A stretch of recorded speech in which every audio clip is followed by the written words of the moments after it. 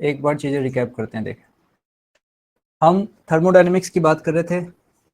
हमने देखा था कि चाहे कुछ भी हो जाए, थर्मोडायनेमिक्स में तो वर्क डन का सिर्फ एक ही फॉर्मूला है, W equals to integration P dot dV। खत्म। एक ही फॉर्मूला, पूरा का पूरा थर्मोडायनेमिक्स इसी एक फॉर्मूले से सॉल्व होगा, शुरू भी होगा और खत्म भी होगा। ये बात हमने देख ली थी।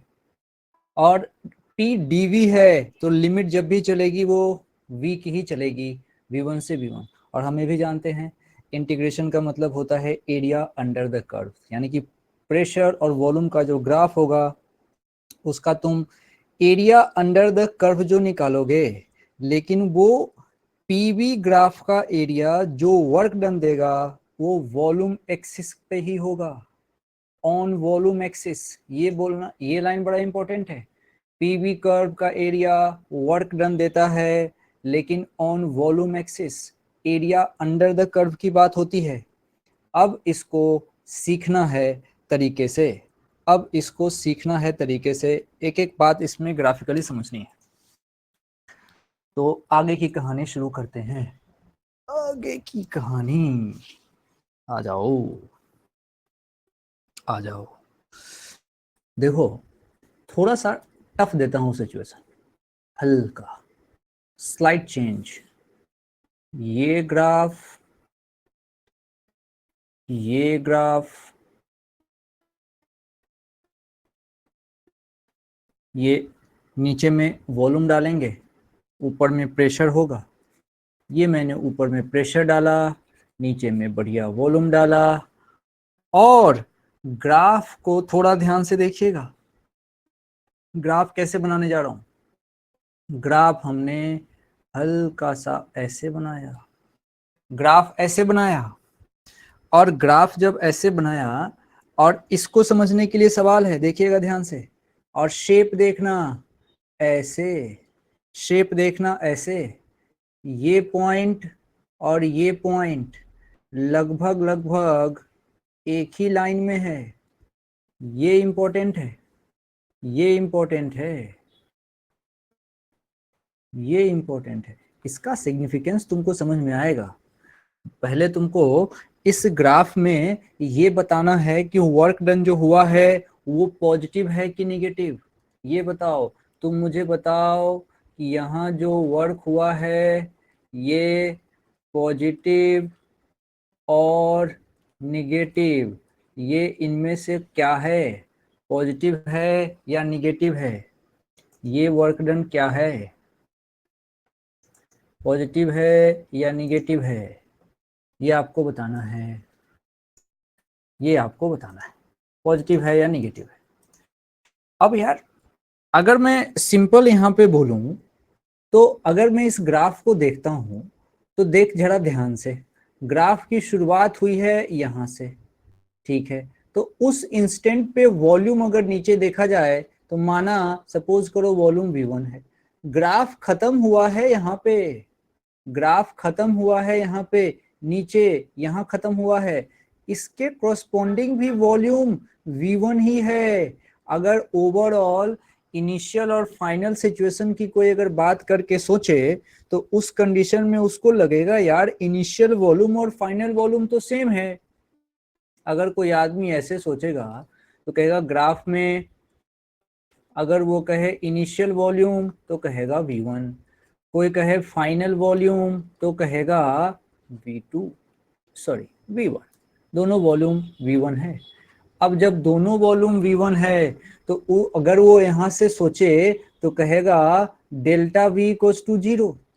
अगर ये सोच लिया delta V equals to 0, delta V equals to 0, और यहाँ पे उसने अगर फॉर्मूला लगा दिया W बराबर P इंटू डेल्टा V, और यहाँ से कह दिया वर्क डन इक्वल्स टू 0, इतनी चीजें उसने अगर सोच ली तो मामला तो बिगड़ जाएगा। ये उसकी हो जाएगी गलती, ये उसकी हो जाएगी गलती। अब गलती हो जाएगी क्योंकि आप समझिए इस ग्राफ में दो बातें हैं, इस ग्राफ में दो बातें हैं। कैसी है बातें, आप उसको समझिए। कैसी बातें हैं अभी मैं समझाता हूं। ये ग्राफ सही मायने में दो टुकड़ों में बना है। ये ग्राफ सही मायने में दो टुकड़ों में बना है। कैसा कैसा टुकड़ा है, ध्यान से समझो। अगर मैं बीच में कोई पॉइंट कंसीडर करता हूं, लेट सपोज इस पॉइंट का नाम ए है, इस पॉइंट का नाम बी है, और हमने बीच में अपने मन से एक पॉइंट कंसीडर कर लिया सी, और इस सी पॉइंट की कंसीडरेशन की बात समझो। अब गौर से देखो, अगर तुम ऊपर से ए टू सी जा रहे हो, अगर तुम ए टू सी जा रहे हो, you can see volume axis आगे की तरफ बढ़ रहा है, यानी कि ए टू सी जाने में तुम कहोगे वॉल्यूम बढ़ रहा है, वॉल्यूम बढ़ रहा है। और जब वॉल्यूम बढ़ता है, जब वॉल्यूम बढ़ता है तो उस केस में पॉजिटिव वर्क डन होता है। वॉल्यूम बढ़ा, वॉल्यूम बढ़ा मतलब पॉजिटिव वर्क डन होगा उस केस में। कहां से? ए से लेके सी तक में। चलो ये तो मैंने मान लिया, ए से सी तक की कहानी ऐसी है। ओके, अब अगर अगली कहानी करी जाए, कहां से कहां? C to B. C to B पहचानो, यहां तुम पीछे की तरफ जा रहे हो, यानी कि यहां इस कंडीशन में वॉल्यूम कम हो रहा है। वॉल्यूम कम हो रहा है मतलब वर्क डन यहाँ निगेटिव होगा। वॉल्यूम कम हो रहा है, वर्क डन यहाँ निगेटिव होगा। अब सवाल है कितना वर्क डन निगेटिव होगा और कितना वर्क डन पॉजिटिव होगा। अब इसी चीज को अगर मैं तरीके से दिखाऊं तो बात तुमको समझ में आ जाएगी। एक बार में, एक बार में बात समझ में आ जाएगी। एक बार में देखो जरा आराम से। मेरे से कोई कहे इस वाले सेक्शन का नाम, मैंने उसका नाम दे दिया सी। अच्छा, और इस वाले सेक्शन के कोरस्पोंडिंग मेरे से अगर कोई पूछे कि बताओ कितना वर्क डन हुआ है, तो मैं कहूंगा देख भाई, इतने सेक्शन के कोरस्पोंडिंग जो वर्क डन हुआ है वो तो इतना हुआ है, वो तो इतना हुआ है। इस वाले सेक्शन के कोरस्पोंडिंग वर्क डन इतना हुआ है। ए टू सी के corresponding work done, A to C के corresponding work done area under the curve होता है, under the curve, under the curve, under the curve. A to C के corresponding work done area under the curve होता है, area under the curve. देख ए से सी यहां तक आया, ये मानो एक छाता है, इस छाते के नीचे कितने एरिया आ रहे हैं? छाते के नीचे का पूरा एरिया मैंने शेडेड कर दिया, छाते के नीचे का पूरा एरिया मैंने शेडेड कर दिया। अब देखना अगली बात, अगली बात भाई, ये पॉइंट सी है, ये ए था, ये बी है।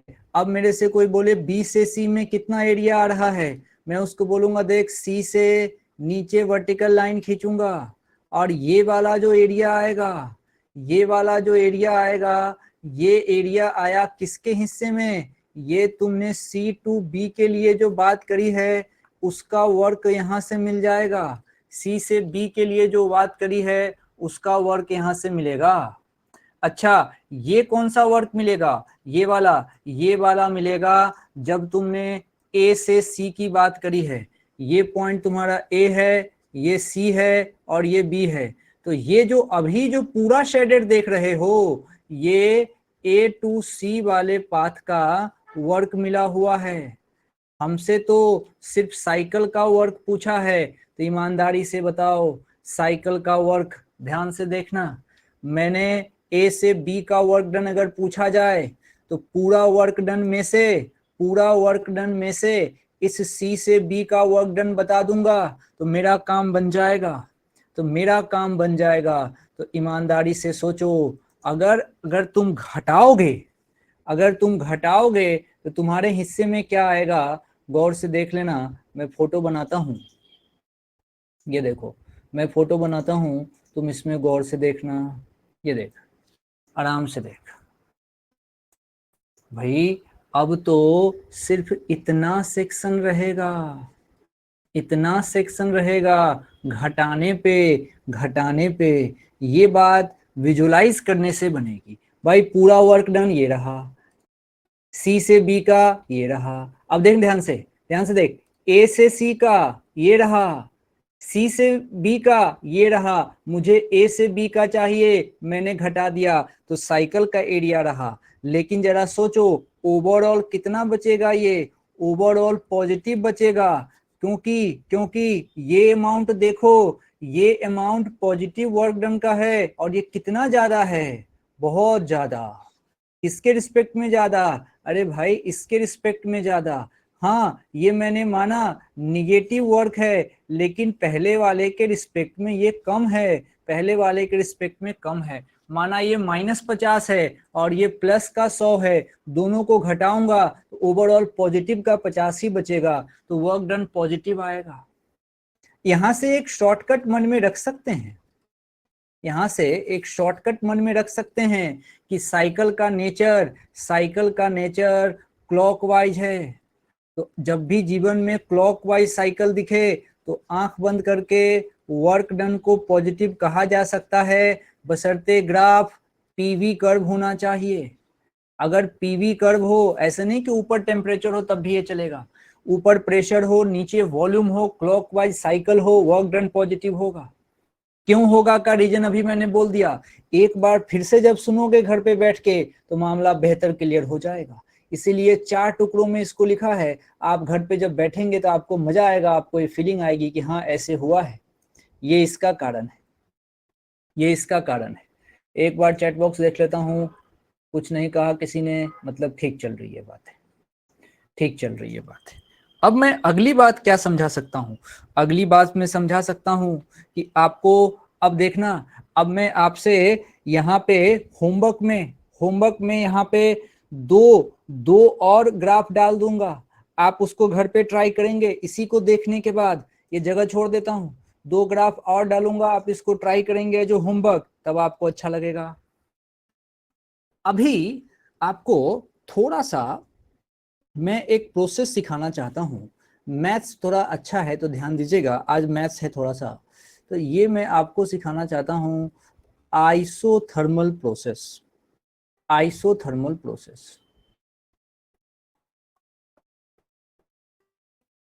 आइसोथर्मल प्रोसेस, ठीक है भाई, नाम ही आइसोथर्मल है। आइसोथर्मल में क्या क्या बातें होंगी, सबसे पहली बात तो होगी कि यहाँ पे टेम्परेचर जो होगा वो कांस्टेंट होगा, नाम से ही लग रहा है, कोई दिक्कत वाली बात नहीं। हमारा टारगेट है कि हम यहाँ पे वर्क डन पर चर्चा कर लें, वर्क डन पे चर्चा कर लें, अपना काम बन जाएगा। वर्क डन पे चर्चा चाहते हैं, आइए आइसोथर्मल की बात है, वर्क डन पे चर्चा चाहते हैं, आराम से समझते हैं, कोई दिक्कत नहीं है। थर्मोडायनेमिक्स में वर्क डन का एक ही फॉर्मूला होता है, इंटीग्रेशन पीडीवी, और ये भी सत्य है कि लिमिट वी की चलेगी, वॉल्यूम की, कहाँ से, V1 से लेके V2 तक। चर्चा है आइसोथर्मल की, आइसोथर्मल की। अब मेरे पास कुछ कहानी है जिसको मुझे समझना चाहिए। मैं एक रिलेशन जानता हूँ, PV equals to mu R T, mu R T, कुछ लोग इसको ऐसे भी लिखते हैं। ये म्यू कौन होता है, आप जानते हो, ये म्यू होता है मोल। कुछ लोग इस मोल को स्मॉल n भी लिखते हैं, और ये रिलेशन बन जाता है PV इक्वल्स टू nRT। दोनों सही है, अपने अपने तरीके हैं लिखने के। PV equals to nRT। अगर मैं यहाँ से देखना हमसे आइसोथर्मल पूछा हुआ है, मन में हमेशा रखो आइसोथर्मल सीख रहे हैं, ये हमेशा रखिए कि हम तो आइसोथर्मल सीख रहे हैं। आइसोथर्मल, आइसोथर्मल में टेम्परेचर कांस्टेंट रहेगा, तो टेम्परेचर अगर मिल जाए तो अच्छा लगेगा, तो पी से मजा नहीं आएगा, थोड़ा टेम्परेचर वाले स्टाइल में पी को लिख लीजिए, तो क्यों ना यहाँ से रिप्लेस कर लिया जाए, तो पी इक्वल्स टू हम लिख सकते हैं nRT अपॉन वी, बढ़िया बात, nRT अपॉन वी, और बस यहाँ पुट कर देना है W equals to integration V1 से लेके V2 तक। अब P नहीं लिखाएगा, अब लिखाएगा nRT अपॉन V, और ये रहा dV। अच्छी बात समझिए, इसमें कौन कौन कांस्टेंट है, एक n कांस्टेंट है, और उसके बाद R कांस्टेंट है, और T कांस्टेंट है। ये तीनों के तीनों टर्म अपने को कांस्टेंट मिल गए, T कांस्टेंट मिल गया क्योंकि आइसोथर्मल प्रोसेस है। अब इसी बात को आगे बढ़ाइए, अब इसी बात को आगे बढ़ाइए, ध्यान से समझिए, ये आइसोथर्मल प्रोसेस है, आइसोथर्मल प्रोसेस है, अच्छे से समझिए। अब देखिए, अब देखिए, अब मैं इसका इंटीग्रेशन कर रहा हूँ, जो आपको आता है अब आप आराम से कर सकते हो। मैं W निकालना चाहूँगा, मैं आराम से जो कांस्टेंट है N है, R है, T है को बाहर निकाल लूँगा। अब मैं इंटीग्रेशन करूँगा किसका, 1/v dv का। कहाँ से कहाँ तक, तो V1 से लेके V2 तक, कोई प्रॉब्लम नहीं है, ठीक है, मान लिया। अब W की बारी है। अब देखना NRT तक तो मामला बिल्कुल सही था, तुम जीनियस हो, तुमको आता है। और 1/v का इंटीग्रेशन तुम जानते हो क्या होता है, ये होता है ln v। ln v कहाँ से कहाँ तक, आपको V1 से लेके V2 तक करना है। W की बारी, W की बारी, यहाँ से ये आ गया NRT। अब आप इसकी वैल्यू डालिए, अपर लिमिट ln v नहीं V2 minus lower limit ln v नहीं, अब लिखाएगा V1। अब आप अगला स्टेप अच्छी तरीके से जानते हैं, W इक्वल्स टू, अब आप देखो log a minus log b जो लिखा जाएगा, आप उसको log a अपॉन b लिख सकते हो। अब देखना ln को मैं log e लिख रहा हूँ, तो W इक्वल्स टू लिखाएगा NRT के जगह पे, ये रहा log, बेस में e लिख रहा हूँ, दिस वन इज V2, नीचे लिख रहा हूँ V1। अच्छी बात है। कोई कहे कि नहीं मुझे बेस 10 चाहिए, तो मैं इसको ऐसे लिख दूंगा, W इक्वल्स टू NRT, जो ठीक है, इसको 2.303 से मल्टीप्लाई करूंगा, तो थोड़ा पहले ही कर देता हूं। देखिए W को मैं ऐसे भी लिख सकता हूं, 2.303 मल्टीप्लाई कर दिया NRT से। अब log तक तो ठीक था, बेस में 10 आ जाएगा, और बाकी V2 upon V1, V2 upon V1। अच्छा, इससे क्या कहना चाहते हो, इससे मैं कहना चाहता हूँ कि जब भी तुमसे वर्क डन पूछा जाए, कहाँ, आइसोथर्मल में, तो तुम डायरेक्ट इस फॉर्मूले का यूज कर सकते हो, आइसोथर्मल का वर्क निकल के आएगा, ठीक है, कोई प्रॉब्लम नहीं है। लेकिन एक एक माइंड यूज करें तो बढ़िया रिजल्ट आएगा। एक चर्चा करते हैं, काम की बात समझते हैं क्या है। देखो हम जानते हैं P1 V1 बराबर P2 V2 होता है, P1 V1 बराबर P2 V2 होता है। कब हो सकता है ऐसा, सोच के देखो, क्योंकि आइसोथर्मल की बात चल रही है। PV equals to mu R T होगा, अरे mu mole constant, R gas constant, और ये साथ में T टेम्परेचर, आइसोथर्मल में टेम्परेचर भी कांस्टेंट, तो ये पूरा का पूरा PV equals to mu R T एक कांस्टेंट होगा, जिसका नाम मानिए हमने K रख दिया। तो PV इक्वल्स टू कांस्टेंट, और जब PV कांस्टेंट है तो तुम सिंपली कह सकते हो P1 V1 बराबर P2 V2। अच्छा, यहां से जरा सोचो, V2 अपॉन V1 को क्या लिख सकते हैं, तो P1 अपॉन P2 लिखा जा सकता है, बड़े आसान तरीके से। इसीलिए ये जो V2 अपॉन V1 है, इसके जगह P1 अपॉन P2 भी लिखा जा सकता है, कोई दिक्कत नहीं है। तो जरा सोचो, क्या ये फॉर्मूला भी बनेगा क्या, वर्क डन का, NRT, फिर उसके बाद से लॉग, मान लीजिए बेस E लिखना चाहते हैं, तो P1 upon P2, P1 upon P2, ये बात यहां से बन गई, ये बात यहां से बन गई। तो भाई देख, अभी तक जो बात हुई है, इसको एक स्लाइड में लेके आ जाता हूं। आइसोथर्मल, आइसोथर्मल के लिए क्या क्या बात ध्यान रखनी है। पहली बात, आइसोथर्मल है, टेम्परेचर कांस्टेंट होगा।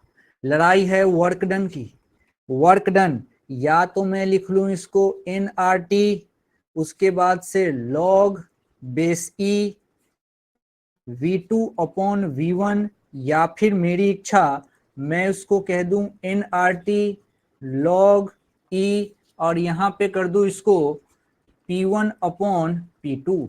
मेरी अपनी मर्जी है, देखूंगा क्वेश्चन की क्या रिक्वायरमेंट है, उसके अकॉर्डिंग इसको यूज करूंगा। ये इस तरीके से आइसोथर्मल वाले में बात आपको करने आनी चाहिए। ये बढ़िया बात है जो आपको समझ में आ गई होगी, इसमें कहीं से कोई दिक्कत वाली बात नहीं है। अगर कुछ नहीं समझ में आया तो आप बताइए,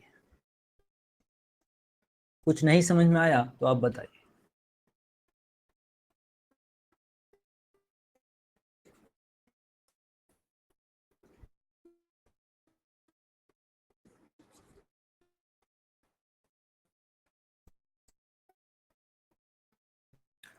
कुछ नहीं समझ में आया तो बताइए,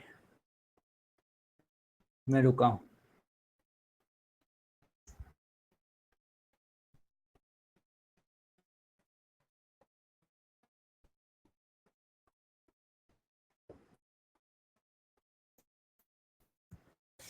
चलिए ठीक है, आइए समझते हैं अगली कहानी। ये थोड़ा सा जटिल है, ये थोड़ा सा जटिल है, मन से सीखेंगे हो जाएगा। एडियाबैटिक प्रोसेस, पहले इसका मतलब समझते हैं। इसका मतलब क्या होता है? इसका मतलब आप अच्छे से समझते हो, नो हीट एक्सचेंज होना चाहिए। नो हीट एक्सचेंज, इसको बोलते हैं एडियाबैटिक प्रोसेस। ठीक है, दूसरी बात क्या पता होना चाहिए? एक इसके इक्वेशन पता होने चाहिए। पीवी का पावर, ऐसे में गामा लिखता हूँ, मेरा अपना है गामा, ऐसे लिखता हूँ मैं शुरू से। अब मैं कितना भी चेंज करूँ, मैं चेंज नहीं कर सकता क्योंकि सालों साल से लिख रहा हूँ। पीवी, अब देखो वाई को थोड़ा टेढ़ा अगर मैं लिखूं तो ये केटीएम सर वाला गामा है।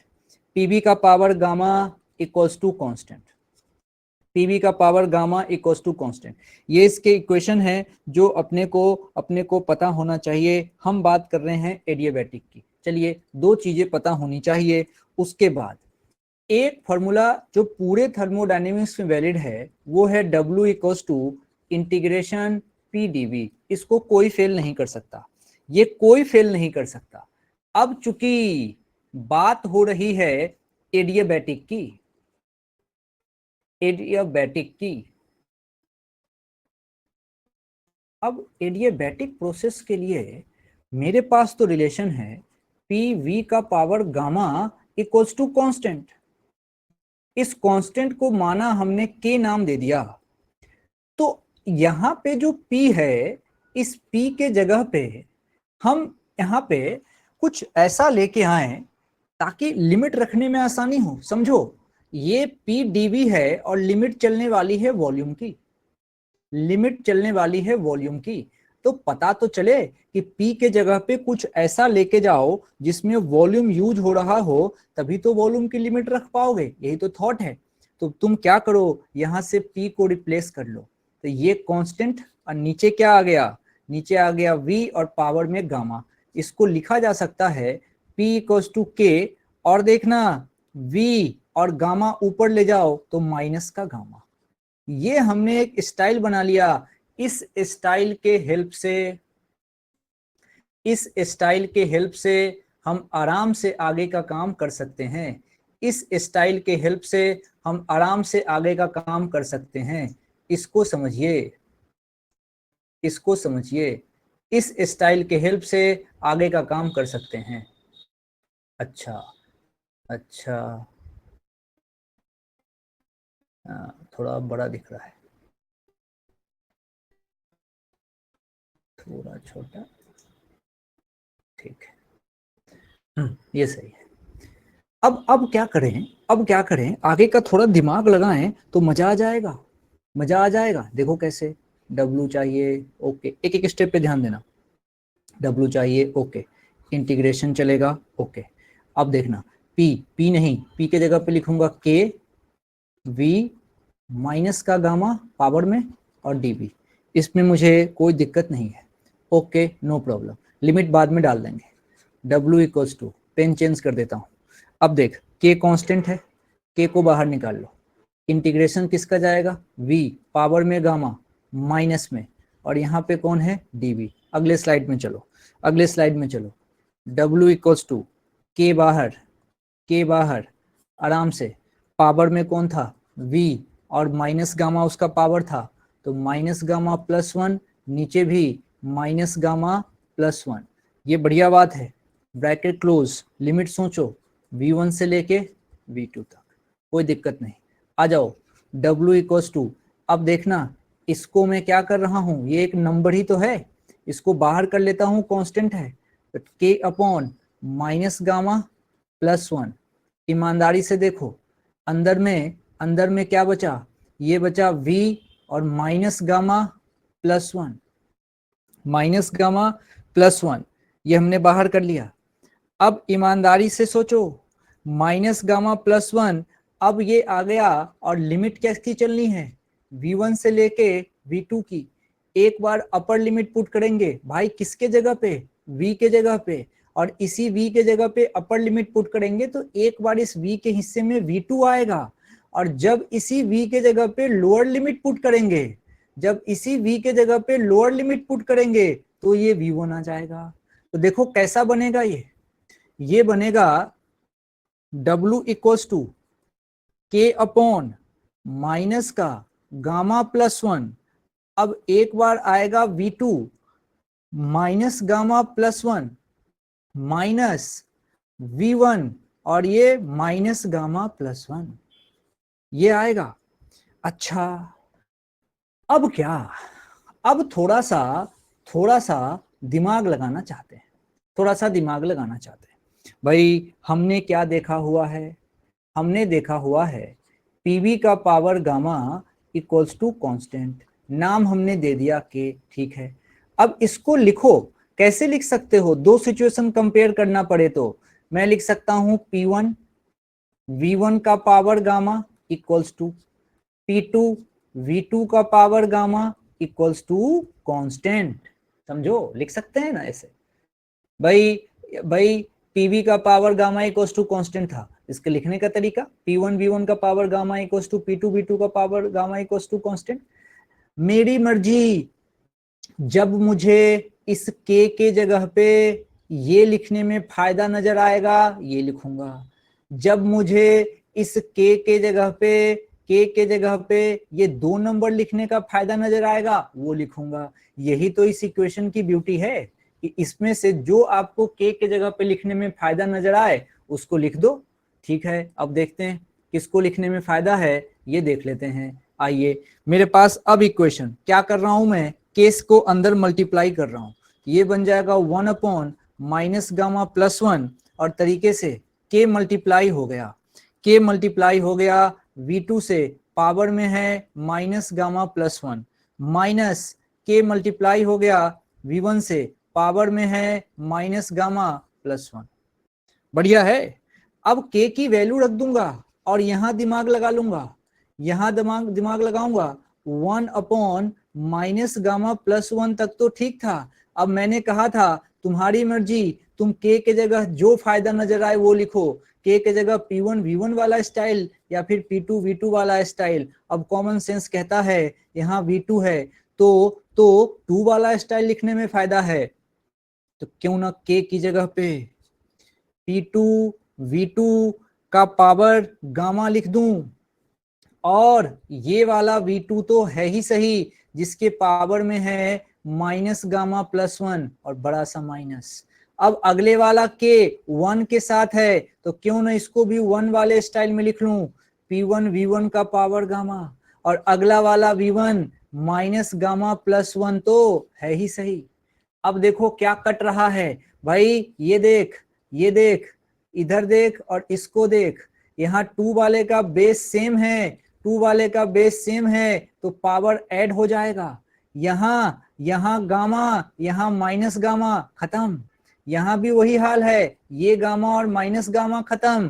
तो ईमानदारी से देखो W क्या बच गया, W बच गया 1 अपॉन माइनस का गामा प्लस 1, और सीधा बच गया P2 V2 और माइनस बच गया P1 V1। अब कुछ लोग इसमें माइनस का मल्टीप्लाई करते हैं तो थोड़ा अच्छा दिखता है, माइनस का मल्टीप्लाई कर दो तो P1 V1 minus P2 V2 upon यहाँ माइनस प्लस हो जाएगा और ये प्लस माइनस हो जाएगा, ये बच जाएगा गामा माइनस 1। ये वर्क डन का एक फॉर्मूला निकल के आया है, पहला प्रोसेस कौन सा है, ध्यान रखिएगा, प्रोसेस है एडियाबैटिक। जहां हीट एक्सचेंज नहीं होता है वहां formula P1 V1 minus P2 V2 upon gamma minus 1। Formula तो याद रखना है लेकिन हमने ड्राइव किया है ताकि इससे कनेक्ट हो सके। रैंडम फॉर्मूला याद नहीं होता, डेरिवेशन करने से, एक एक स्टेप समझने से, अंदर की फिजिक्स देखने से, मैथ्स देखने से विजुलाइज होता है।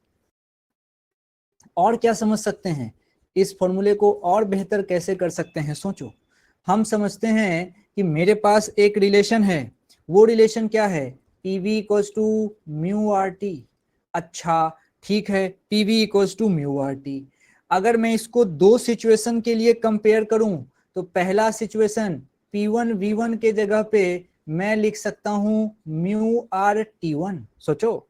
और अगर दूसरा सिचुएशन P2 V2, उसके जगह पे मैं लिख सकता हूं म्यू आर T2। अब इसको आगे यूज करूंगा, ये रिलेशन और अलग तरीके से दिखेगा। कौन वाला? ये वाला। ये वर्क डन और दूसरे स्टाइल से लिखा सकता है, उस रिलेशन को यूज करके। उस रिलेशन को यूज करके आ जाओ, उसको समझते हैं। देखो अब मैं W इक्वल्स टू, अब P1 V1 के जगह पे म्यू आर T1 डालूंगा, देखना तो क्या हो गया, म्यू आर कॉमन आ गया और ये आ गया T1 माइनस T2 और अपॉन में कौन आ गया, गामा माइनस 1। तो ये भी एक स्टाइल है, ये भी एक स्टाइल है और इसको भी ध्यान रखने में फायदा है। तो ये स्टाइल नंबर 2 किसके लिए, एडियाबैटिक के लिए। एडियाबैटिक के लिए स्टाइल नंबर 2, इसको भी समझा जा सकता है अच्छे तरीके से। तो अभी तक का कंक्लूजन, मेरे से कोई कहे कि भाई एडियाबैटिक के लिए क्या क्या याद रखना है, एडियाबैटिक, तो मैं उसको कहूंगा भाई देख, अगर तेरे को एडियाबैटिक के लिए याद रखना है वर्क डन, तो तेरे पास दो ऑप्शन है। एक तो तू ध्यान रख P1 V1 minus P2 V2 upon gamma minus 1, या फिर तू ऐसे याद रख mu R, mu number of mole है, T1 minus T2 upon gamma minus 1। मर्जी तुम्हारी है, तुमको जैसे सहूलियत लगे वहां से याद करो। दोनों ध्यान में रखने से फायदा है, और ध्यान में रहता भी है, हमने उसको तरीके से एक एक स्टेप को समझा है। SST और फिजिक्स में फर्क है। अब चलिए अगली लड़ाई है आइडियल गैस इक्वेशन की। अब हम चर्चा करना चाहते हैं आइडियल गैस इक्वेशन की, इसके ऊपर चर्चा करना चाहते हैं, ध्यान से समझेंगे। पहली बात क्या होगी, पहली बात जो सब कोई जानता है, PV equals to mu R T या फिर NRT, जो अच्छा लगे। अब देखना P के लिए जब मेरे से कोई यूनिट बोलेगा, मैं उसको बोलूंगा न्यूटन अपॉन मीटर स्क्वायर, ठीक है। लेकिन क्वेश्चन क्या कहता है, क्वेश्चन में वो देगा ATM में, ATM में हमको पता होना चाहिए 1 ATM जब भी बोले इसका मतलब होता है 1.01 into 10⁵ newton upon metre square. दूसरी बात अपने को क्या पता होना चाहिए, वॉल्यूम के बारे में चर्चा, वॉल्यूम जिसको अपन V से लिख रहे हैं, वॉल्यूम, इसके लिए कोई हमसे पूछे कि सही यूनिट क्या है, हम जानते हैं मीटर क्यूब। लेकिन क्वेश्चन क्या करता है उसको समझते हैं। इन क्वेश्चन वो देता है लीटर में, वो देगा लीटर में। तो आपको पता होना चाहिए कि जैसे ही 1 लीटर की बात हो तो उसका मतलब होता है 10⁻³ मीटर क्यूब, 10⁻³ मीटर क्यूब। कैसे याद रखोगे, तुम्हारे घर में समझो, बात को ध्यान से समझो, तुम्हारे घर में जो 1000 लीटर की पानी की टंकी होती है उसका वॉल्यूम 1 मीटर क्यूब होता है। अगर मुझे 1 लीटर पानी रखने वाली टंकी चाहिए तो इसका वॉल्यूम होगा 1/1000। इसी 1/1000 को 10⁻³ कहते हैं और वही यहाँ मल्टीप्लाई किया जाता है। घर में 1000 लीटर की पानी की टंकी है तो उसका जो डायमेंशन होगा 1x1x1, 1 मीटर चौड़ा, 1 मीटर लंबा और 1 मीटर वो जो उसकी गहराई, लंबाई चौड़ाई और ऊंचाई, लंबाई चौड़ाई और ऊंचाई। अच्छा ये तो इसकी बात है, लेकिन वॉल्यूम में थोड़ी चर्चा और है। कभी कभी वो सीसी की बात करता है, सीसी, सीसी का मतलब होता है cubic centimetre, cubic centimetre, cubic centimetre या फिर सेंटीमीटर क्यूब, सेंटीमीटर क्यूब। अच्छा, इसका मतलब समझते हैं। एक तो सेंटीमीटर है, उसको पहले मीटर में बदलो, सेंटीमीटर को मीटर बदलते हो तो 10 का पावर -2। ऊपर से वो क्यूब है तो एक बार और 3 से मल्टीप्लाई करो तो क्या बच गया, 10 का पावर -6, क्या, मीटर क्यूब। किसका मतलब है ये 1 सीसी का मतलब है, 1 सीसी का मतलब है। तो जब भी 1 सीसी देखो, डायरेक्ट 10 का पावर -6 से मल्टीप्लाई करके उसको यूज कीजिए। अब देखिए तीसरी बात, number of mole, number of मोल ये पता होना चाहिए। अब नंबर ऑफ मोल बहुत बढ़िया, कैसे निकालेंगे, हमको आता है। तो n निकालना हो हम निकाल लेंगे भैया, मास तूने कितना दिया और अपॉन मेरा मोलर मास कितना है, मोलर मास मुझे याद होता है। दूसरा तरीका भी है, अगर वो कहे कि मैं आपको नंबर ऑफ मॉलिक्यूल दे रहा हूं, तो नंबर ऑफ मॉलिक्यूल को आप नीचे अवोगाद्रो नंबर से मल्टीप्लाई कर दीजिए, अवोगाद्रो नंबर से मल्टीप्लाई कर दीजिए। इसको आप ऐसे लिख सकते हैं, given molecule n upon Na। इसको आप ऐसे लिख सकते हैं, इसको आप लिख सकते हैं मास अपॉन मोलिकुलर वेट, जैसी आपकी इच्छा हो। ये n है, मैं इसको म्यू भी लिख दूंगा। तो ये आपको जैसा फील करे आप ध्यान रखिए। जैसे चौथी बात, टेम्परेचर, टेम्परेचर में तो कोई टेंशन नहीं है, मरते दम तक इसको केल्विन में ही रखना है। टेम्परेचर को हमेशा केल्विन में रखिए, कोई गलती ही नहीं होती है। अच्छा, अब क्वेश्चन डिग्री सेल्सियस में दे दिया, तो डिग्री सेल्सियस में जो भी देगा उसमें प्लस, मान लो x डिग्री सेल्सियस दे दिया, तो आप अपने मन से उसमें 273 ऐड कर दो, तो इतना केल्विन हो गया।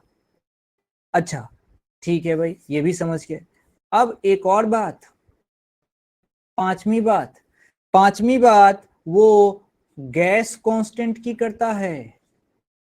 यहां पे समझिएगा, गैस कांस्टेंट की बात, गैस कांस्टेंट की बात, इसको ध्यान से सुनना है। गैस कांस्टेंट की बात वो देगा आपको, गैस कांस्टेंट आर, आर एक गैस कांस्टेंट होता है जिसकी बात होती है। कुछ डाटा लिख देता हूं, देख आर के लिए। एक तो इसकी वैल्यू होती है 8.31 यूनिट, अभी आपको निकाल के बताऊंगा। अच्छा, एक तो होती है 8.31 यूनिट, इसकी अभी निकाल के बताऊंगा। ये तो एसआई यूनिट लिखूंगा इसमें, एसआई यूनिट। आर की एक और वैल्यू लेनी होती है, वो होती है 2, ये भी आपको लिख के बताऊंगा कि ये किस यूनिट में होती है। एक होता है बोल्ट्जमैन कांस्टेंट, केबी, कभी कभी क्वेश्चन उसको के भी देता है। ये एक नंबर है, आर गैस कांस्टेंट एक नंबर होता है जिसकी वैल्यू मैंने कही आपसे 8.31। इसको आप अवोगाद्रो नंबर, ये भी तो एक वैल्यू है, नंबर ही तो है। Na भी एक नंबर ही तो है, 6.023 इंटू 10 का पावर 23, इसको तुम जानते होगे। Na की वैल्यू, Na का मतलब होता है 6.023 into 10 raise to the power 23 molecule.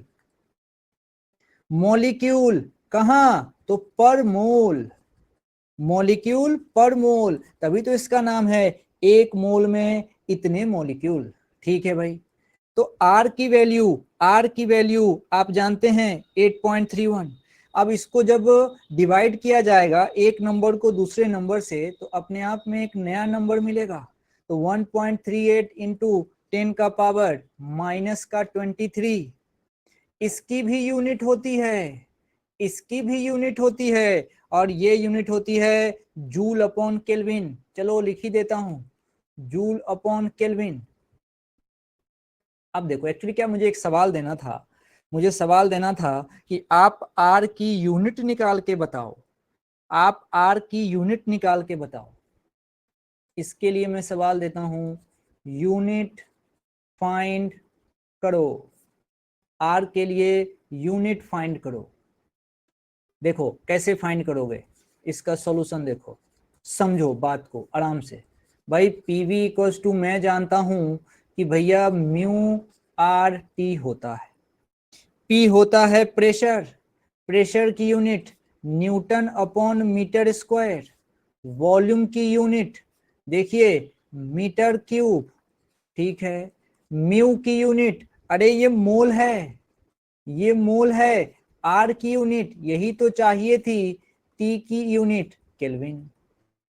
अब देखो दिमाग लगा के क्या क्या हो रहा है, ये एम स्क्वायर और ये एम क्यूब खत्म, यहाँ वन बच गया, तो यहाँ बचा न्यूटन मल्टीप्लाई किससे हुआ है, मीटर से, बराबर कौन आया, मोल, साथ में आर, साथ में केल्विन।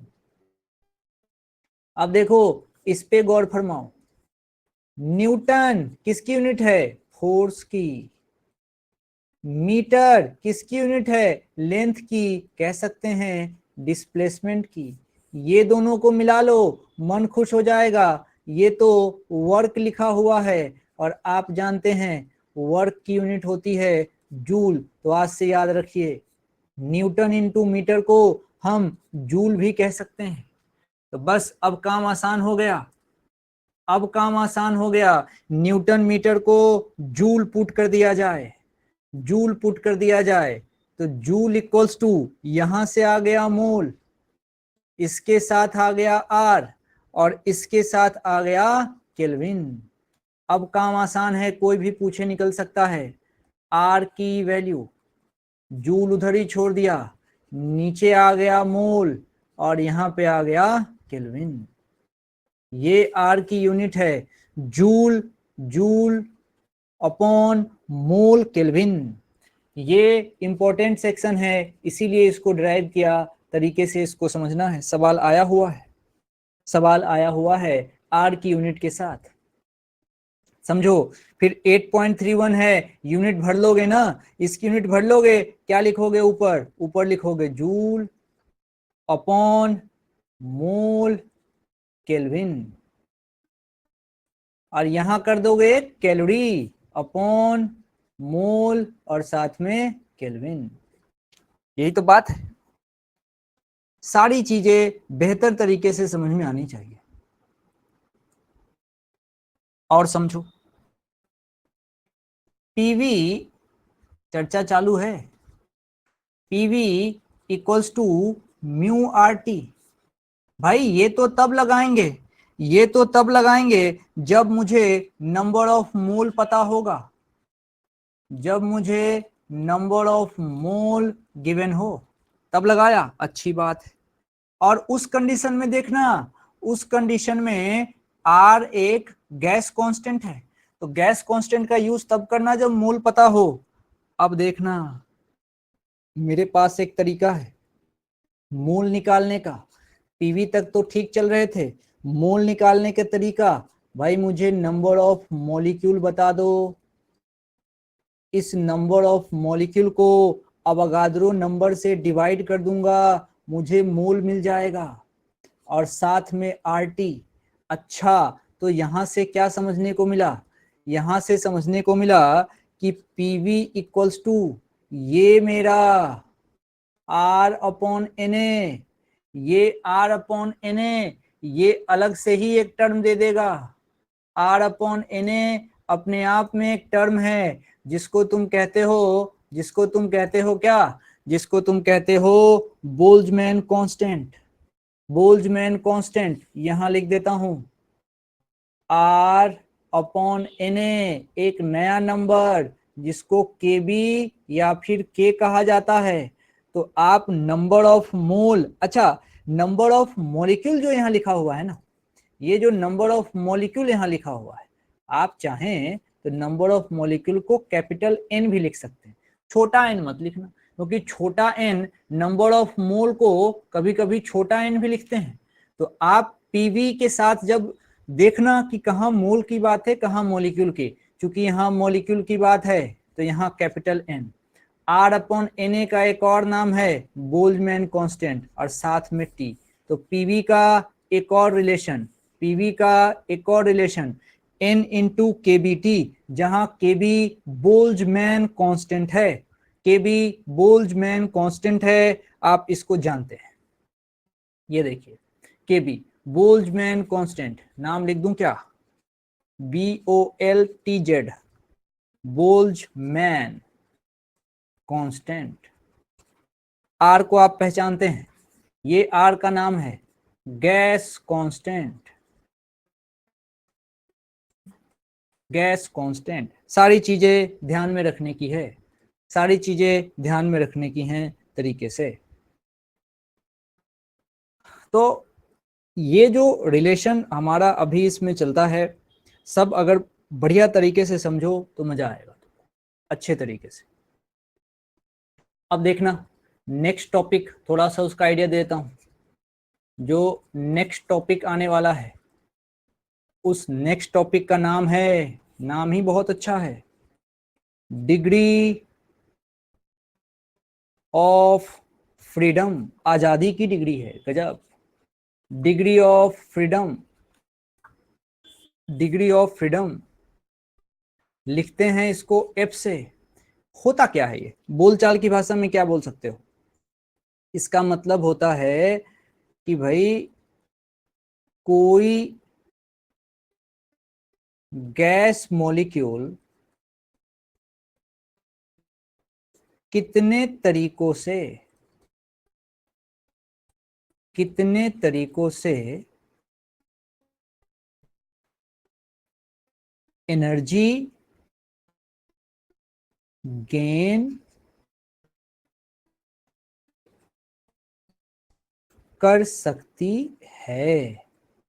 ये इसका सुंदर सा एक डेफिनेशन है। भाई हम यहां गैस के एनर्जी की चर्चा करेंगे। गैस को मोशन पसंद होता है, बात समझिएगा। गैस एक जगह रुका हुआ नहीं रह सकता, गैस को मोशन पसंद है, गैस को मोशन पसंद है। और हर मोशन एनर्जी देने के लिए रिस्पॉन्सिबल है, हर मोशन एनर्जी देने के लिए रिस्पॉन्सिबल है। जिंदगी में मोशन से जो एनर्जी आती है उसको कहते हैं काइनेटिक एनर्जी।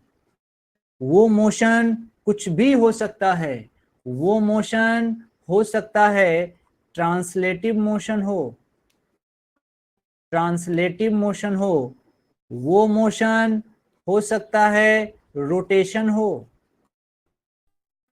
हो सकता है वाइब्रेशन हो। यहाँ पे 3 स्टाइल में आता है। वो वाइब्रेशन भी हो सकता है, लेकिन वाइब्रेशन की एक लिमिटेशन है, ये होगा एट हाई टेम्परेचर ओनली। हाँ, जनरल केस में सिर्फ इस दोनों पे चर्चा करनी पड़ेगी कि भाई गैस को मोशन पसंद है, बहुत बढ़िया। मोशन कौन होंगे मेनली? तो ट्रांसलेटिव और रोटेशन। मतलब ट्रांसलेटिव मोशन के कारण भी एनर्जी आएगी और रोटेशन के कारण भी आएगी। जैसे ये काइनेटिक एनर्जी है, अगर ये काइनेटिक एनर्जी ट्रांसलेटिव मोशन के कारण आए, ट्रांसलेटिव मोशन के कारण आए, तो इसका नाम आप जानते हो हाफ mv² होता है। लेकिन अगर यही रोटेशन के कारण आए, रोटेशनल मोशन के कारण आए, तब इसका नाम, हाफ में तो कोई समस्या नहीं, जो काम मास करता है ट्रांसलेटिव में, रोटेशन में वो काम आई करता है, मोमेंट ऑफ इनर्शिया। और जो काम ट्रांसलेटिव में वी करता है, रोटेशन में ओमेगा करता है। तो इसीलिए वहां पे यहाँ बात हो जाएगी ट्रांसलेशन की और रोटेशन की। अब मोशन करने के लिए भी कुछ बातें हैं काम की। कैसे, समझिएगा। मोशन या तो एक्स एक्सिस के कॉरस्पॉन्डिंग हो सकता है, मोशन वाई एक्सिस के कॉरस्पॉन्डिंग भी हो सकता है, मोशन जेड एक्सिस के कॉरस्पॉन्डिंग भी हो सकता है। मोशन तो एक्स वाई जेड तीनों एक्सिस में हो सकता है, इसलिए एक एनर्जी एक्स एक्सिस की तरफ भी आ सकती है, वाई में चलने से भी एनर्जी आ सकती है, और जेड में चलने से भी एनर्जी आ सकती है। तीनों की एनर्जी इंडिपेंडेंटली जोड़ी जाती है, एक्स के लिए भी, वाई के लिए भी और जेड के लिए भी। यही बात अगली क्लास में हम पढ़ेंगे। नेक्स्ट क्लास में यही चीज पढ़ेंगे, degree of freedom, degree of freedom. तो आज के लिए इतना ही। अब अगली क्लास 10 मिनट के बाद है, उस पर मिलते हैं।